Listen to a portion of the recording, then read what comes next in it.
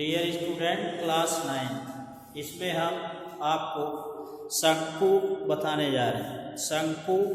शंकु जो होता है, जैसे ये शंकु है, ये तिर्यक ऊंचाई होती है और ये ऊर्ध्वाधर ऊंचाई होती है और ये शंकु की त्रिज्या होती है। तो शंकु में अब जैसे शंकु का आयतन 1/3 पाई r स्क्वायर h। शंकु का आयतन जो होता है 1/3 पाई r स्क्वायर h। और शंकु में एक वक्रपृष्ठ होता है। वक्रपृष्ठ का मतलब जैसे ये शंकु बना हुआ है, वक्रपृष्ठ में हम ये भाग और ये भाग टोटल लेते हैं, इसी को हम कहते हैं शंकु का वक्रपृष्ठ। यानी ये भाग सब होता है, यानी पाई आर एल। और एक भाग होता है शंकु का संपूर्ण पृष्ठ का मतलब जिसमें ऊपर वाला भाग और नीचे वाला भी भाग शामिल होता है, उसे हम कहते हैं शंकु का संपूर्ण पृष्ठ। तो जैसे संपूर्ण पृष्ठ में ये भाग और साथ में ये सब भाग शामिल हो जाता है, यानी टोटल भाग, उसी को हम कहते हैं शंकु का संपूर्ण पृष्ठ। यानी शंकु का वक्रपृष्ठ धन आधार का क्षेत्रफल।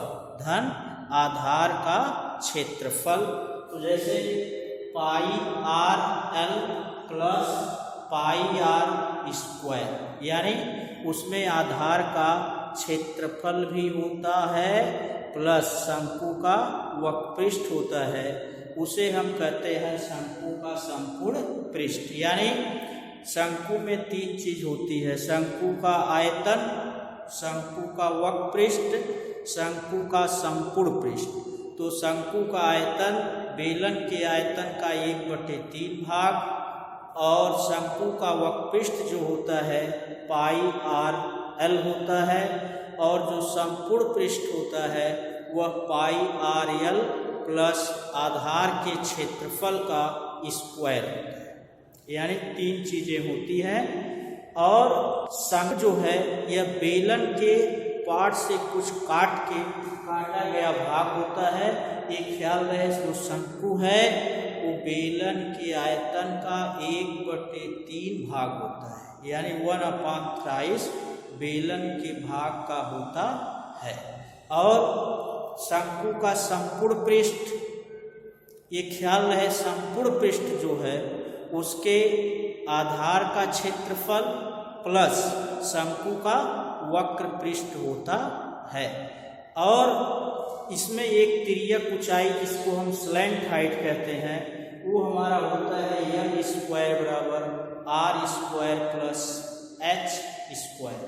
एल स्क्वायर बराबर r square plus h square. ये शंकु का वक्र संपूर्ण पृष्ठ होता है।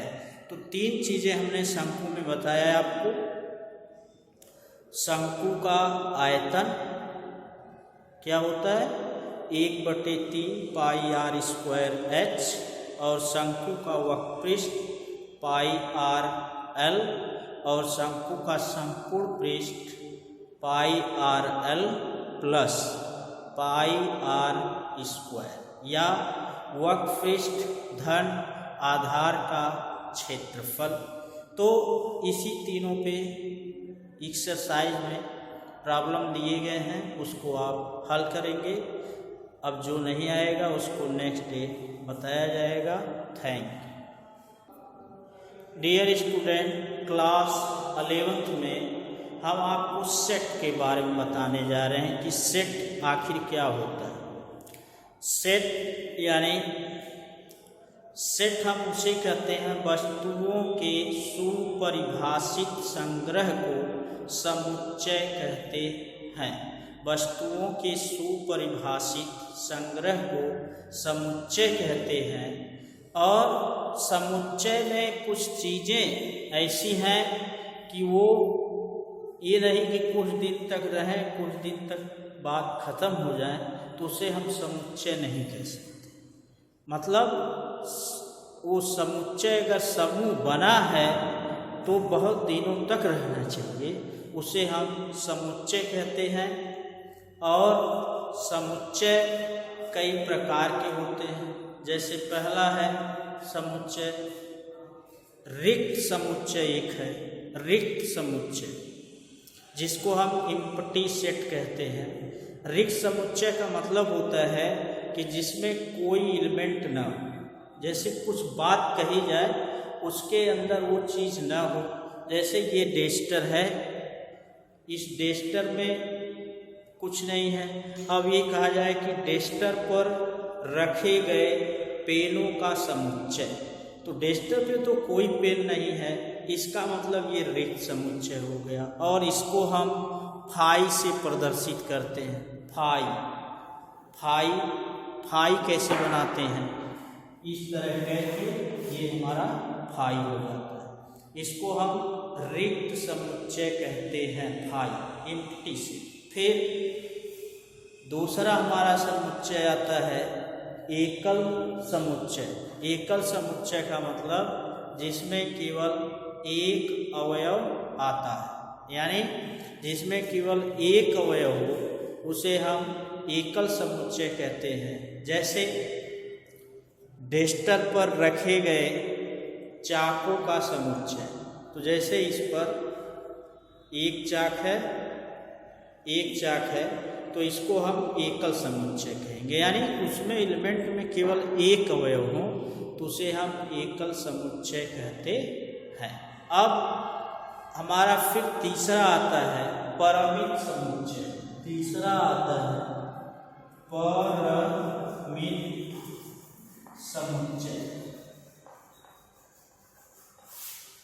परमित समुच्चय का मतलब होता है जिसमें अवयवों की संख्या को गिना जा सके, यानी उसको हम गिन सकें, काउंटिंग करना संभव हो, उसे हम परमित समुच्चय कहते हैं।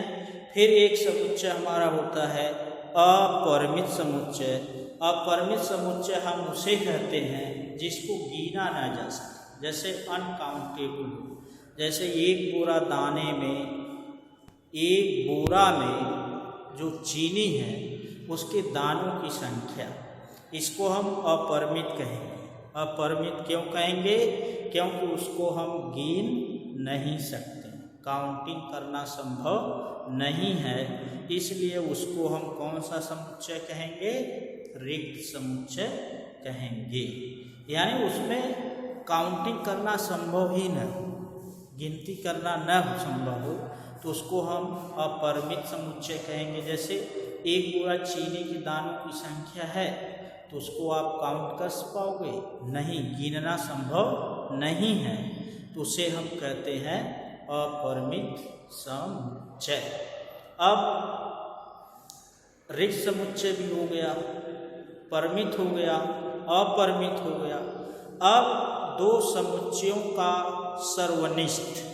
सर्वनिष्ठ का मतलब होता है इंटरसेक्शन, यानी जब दो एलिमेंट के अंदर दो एलिमेंट ए और बी हैं, जो उसमें कॉमन होता है, जो दोनों में मिलता है, उसी को हम सर्वनिष्ठ कहते हैं, जिसको इंटरसेक्शन कहा जाता है।